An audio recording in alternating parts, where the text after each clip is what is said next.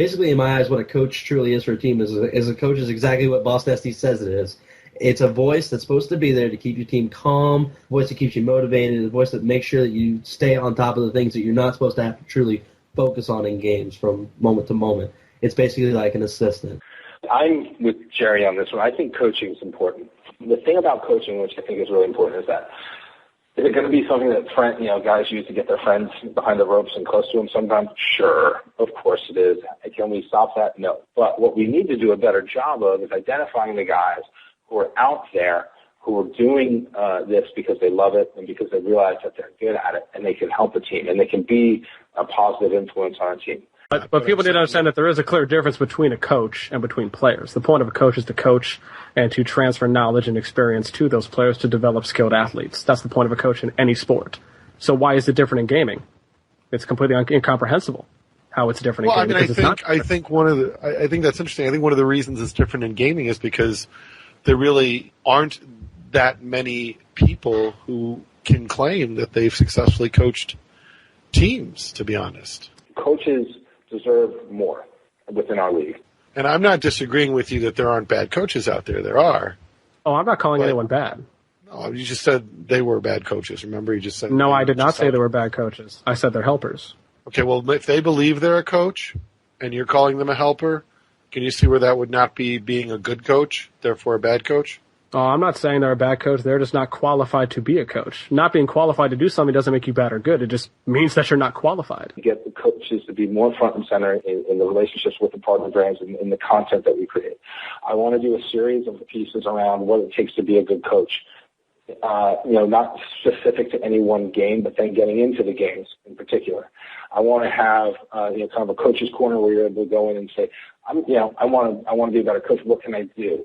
And you can actually have, a tutorial which you can run through, which will be like, okay, if you've never coached before, start here. There's 9 things that I truly believe you have to be able to do. And these are now granted, these are things that every other professional or head coach does in any of big money sports, basketball, football, etc., continuing onwards.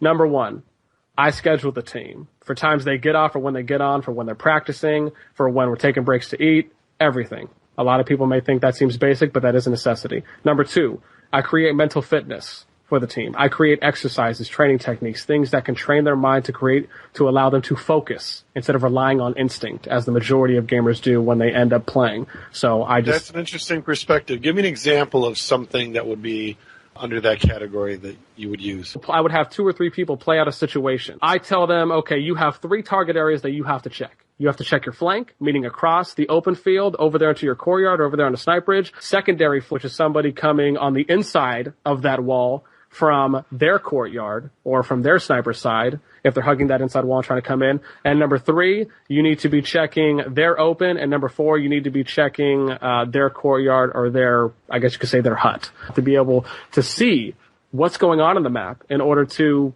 have that real-time information, in order to update your team, in order to make effective call-outs, in order to position yourself, in order to push up. Or I'll have 2 people attack this one person, and then this person still has to keep doing his target checks, and he has to call out when he sees somebody. So pretty much, I'll have 1 or 2 people come up and start attacking this person from R2 or from their snipe ridge, while another person is flanking them at the same time. So they're always constantly focused while being able to point out someone flanking them while getting shot at the same time.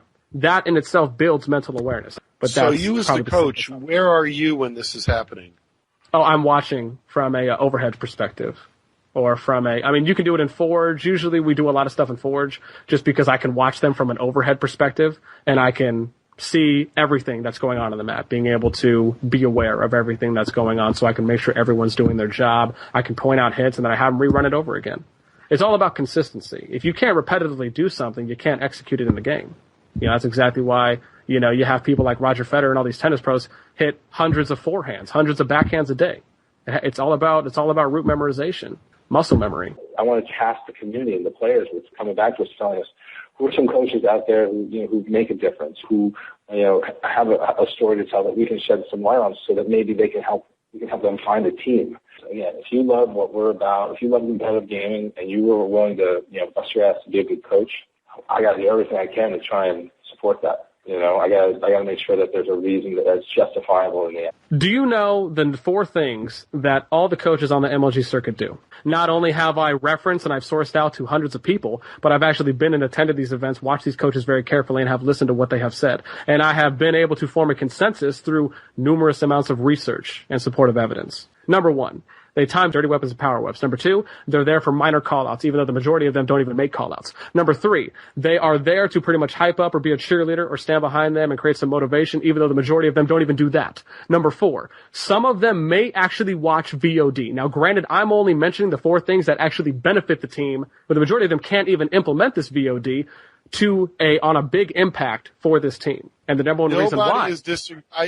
One, I agree with you. Nobody disagrees with you. 2, and I think this is where the difference comes in, that's true. That's absolutely a problem. What do you think about this? Do you think maybe the problem is that there are so many people who have used it? Like, it's not that coaching isn't important. It's just there's so many examples of bad coaching, and that critical piece that's missing might be Major League Gaming highlighting and then in many ways sort of putting the spotlight on those coaches that do a really good job so others who may partially want some of the spotlight and have that coaching talent can say, yes, now I'm willing to make that step. I think that's part of it. I definitely think that some of it falls on us in terms of the lack of we need to illuminate the fact that these guys are talented and what they do is important. The word professional implies that one makes a living at something or someone garnishes income from it. That's what you're saying, but that's what you just defined it as, right? As you said, professional, a pro coach is somebody who makes a living off it. But why is it that there aren't any other pro coaches on the MLG circuit that make a living? If you're talking about Major League Gaming's professional definition, and this is something we've talked to Sundance about on this show, is even Sundance has conceded, maybe, I regret that we ever called it that, implying that, it was a bad choice. However, I think another real problem is, my girlfriend's our coach. She doesn't even play the game, or this is just a way for me to get my buddy back here. All he's going to do is talk shit to the other team the whole time. I actually thought the other day, I stood up in the meeting, I was like, I got it. Everybody who signs up as a coach has to go off and finish a questionnaire, a test, a coaching test, Basic Coaching Knowledge 101, which we'll make available on our website. And if you don't know these things, it means you're no use to a team, right? But then someone said, but what if they're just there to keep the team's head in the game? Is that still a coach? I was like, no, that's a fan. They can stand behind the rope. Like, well, how many coaches do we get at an event? 124. How are we going to run 124 people through it? So, we're trying to address it. And, I'm open to suggestions from you guys as well. You coach, you want some respect, help me help you. It's my classic line. Let's get people to understand that what coaching is really about is bigger than just being a guy standing back there with a timer. That it's, there's more to it. Let's find some solid examples that maybe people aren't aware of and draw some attention to that. I'm not saying it is a problem. It is a problem because what it does is it's actually a huge problem. It's something we've talked to Sundance about on this show, right? Is that the problem that it does is it dilutes what a coach does. It gives the false impression of what a coach. Exactly. So it is a problem. But what is lacking, and something that I've talked to Major League Gaming about, is establishing what has to happen is just like players transfer knowledge to each other and pro players are developed, so it is that there needs to be some kind of credentialed system to establish who is a coach. So until there's a standard set, the problem that comes in is that whether bossnasti says he's a pro coach or Triple X says he's a pro coach or Spike Mouth says he's a pro coach, there is no credentialed body to determine or evaluate someone's coaching effectiveness. What we need to do is get it to a point where coaching is so respected because of the way it's presented that stuff doesn't matter, that it's just background noise. Because again, as a coach, you got a circle, you got a bullseye on you to a certain extent, but hopefully we can come up with a way, and I'm open to suggestions from you guys, especially the ones who coach. Help me figure this out, because I want to do more for those guys. I do want to bring more attention. I want it to be something that people say, hey, I broke in as a coach, and I'm good with being a coach, and I'm a damn good one. Here's my resume. Here are the teams I've worked with.